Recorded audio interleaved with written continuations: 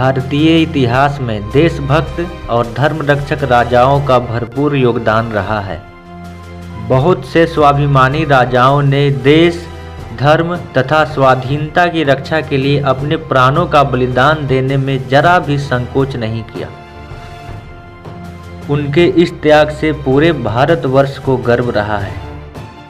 उन्हीं में से एक थे महाराणा प्रताप जी। परंतु फिर भी इतिहास के किताबों में अकबर को महान बताया जाता है और महाराणा प्रताप को महान नहीं बताया जाता है।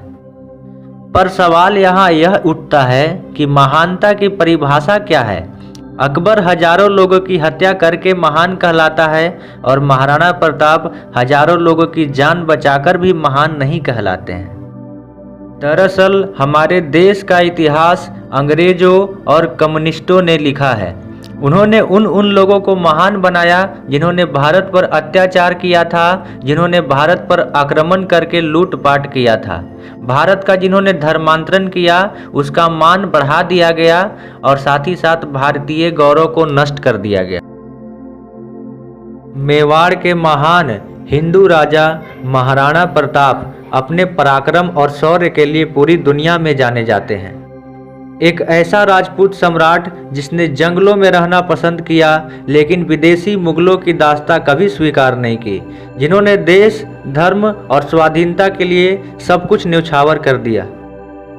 पर सवाल यहाँ यह उठता है कि कितने लोग हैं जिन्हें अकबर की सच्चाई मालूम है और कितने लोग हैं जिन्होंने महाराणा प्रताप के त्याग और संघर्ष को जाना है।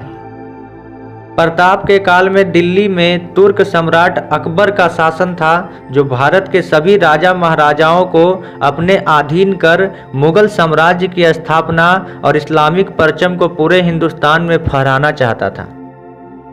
इसके लिए उसने नीति और अनीति दोनों चीज़ों का सहारा लिया। 30 वर्षों तक लगातार प्रयास के बावजूद अकबर महाराणा प्रताप को बंदी न बना सका। महाराणा प्रताप का जन्म 9 मई 1540 ईस्वी को राजस्थान के कुंभलगढ़ दुर्ग में हुआ था, लेकिन उनकी जयंती हिंदी तिथि के अनुसार ज्येष्ठ शुक्ल तृतीया को मनाई जाती है।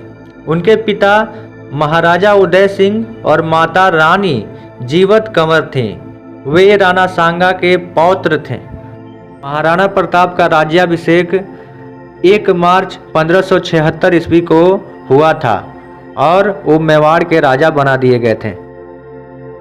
महाराणा प्रताप जिस घोड़े पर बैठते थे वह घोड़ा दुनिया का सर्वश्रेष्ठ घोड़ों में से एक था। उस घोड़े का नाम था चेतक। चेतक के बहादुरी के किस्से बहुत ही प्रसिद्ध हैं, जिनमें से एक है कि एक बार युद्ध के समय चेतक बहुत लंबी छलांग लगा लिया था। एक जगह पे पानी बह रहा था, बहुत चौड़ा जगह था, उसको युद्ध के समय उसने छलांग लगाकर उस पर चले गए थे। महाराणा प्रताप कवच और ढाल दोनों पहनकर युद्ध करते थे। 72 किलो का कवच पहनकर और 81 किलो का भाला अपने साथ में रखते थे।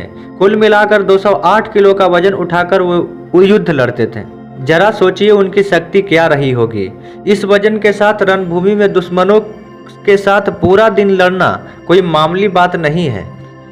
अब ये सवाल उठता है कि जब वे इतने शक्तिशाली थे तो अकबर की सेना से वे 2 बार पराजित क्यों हो गए।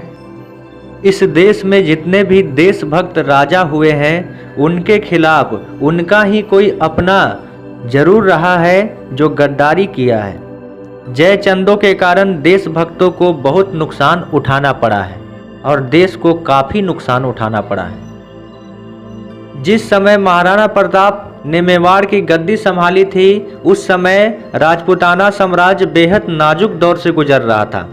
बादशाह अकबर की क्रूरता के आगे राजपूताने की कई नरेशों ने अपने सर झुका लिए थे। कई वीर प्रतापी राजवंशों के उत्तराधिकारियों ने अपनी कुल की मर्यादा का सम्मान भुलाकर मुगलिया वंश से रिश्ते स्थापित कर लिए थे। पर महाराणा प्रताप ने अकबर के आगे सिर झुकाने से साफ इनकार कर दिया। महाराणा प्रताप ने युद्ध करना उचित समझा, पर एक तुर्क मुगल बादशाह को अपने ऊपर रखना उचित नहीं समझा। अकबर के आंखों में हमेशा खटकते रहते थे महाराणा प्रताप।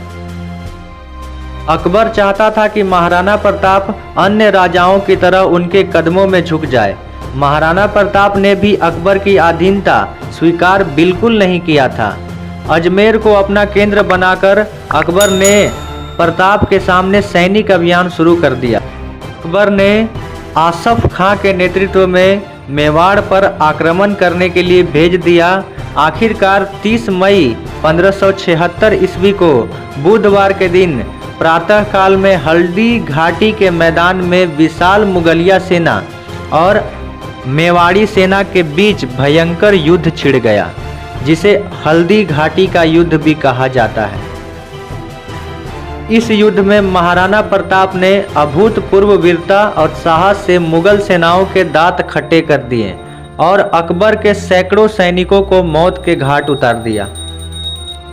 परंतु अकबर की सेना महाराणा प्रताप की सेना से 4 गुना अधिक थी। युद्ध विकट परिस्थिति आने के बाद मध्यांतर हो गया। बाद में अकबर खुद एक बार शिकार के बहाने निकला और धोखे से महाराणा प्रताप पे हमला कर दिया।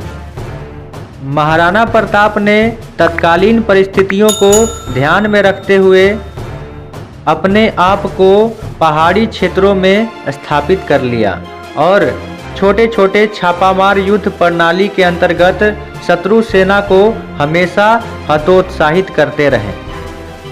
महाराणा प्रताप ने अकबर के भी दांत खट्टे कर दिए थे। मुगल चाहते थे कि महाराणा प्रताप किसी भी तरह अकबर की अधीनता स्वीकार कर ले और अपना धर्म बदल ले। इसके लिए अकबर ने महाराणा प्रताप तक कई प्रलोभन संदेश भी भिजवाए, लेकिन महाराणा प्रताप अपने निश्चय पर अडिग रहे। प्रताप राजपूत की आन का वह सम्राट, हिंदुत्व की वह गौरव सूर्य इस संकट, त्याग, तप और हमेशा अडिग रहा। महाराणा प्रताप ने धर्म के लिए, देश के लिए और अपने स्वाभिमान के लिए जो किया वो बिल्कुल वंदनीय है। बाद में चित्तौड़ को छोड़कर महाराणा प्रताप ने अपने समस्त दुर्गों का शत्रु से पुनः उद्धार किया। उदयपुर को उन्होंने अपनी राजधानी बाद में बना लिया। इसके बाद मुगलों ने कई बार महाराणा प्रताप को चुनौती दी, लेकिन मुगलों को मुंह की खानी पड़ी। आखिरकार युद्ध और शिकार के दौरान लगी चोटों की वजह से महाराणा प्रताप 29 जनवरी 1597 ईस्वी को चावंड में वीर गति को प्राप्त हुए। मुगलों से देश को बचाने के लिए महाराणा प्रताप ने वीरता और शौर्य का बहुत ही परिचय दिया। अगर आपको ये वीडियो अच्छा लगा हो तो लाइक करें, मेरे चैनल को सब्सक्राइब करें, अपने दोस्तों के साथ इसे शेयर करें और हाँ, बेल आइकन को दबाना ना भूलें। धन्यवाद। जय हिंद।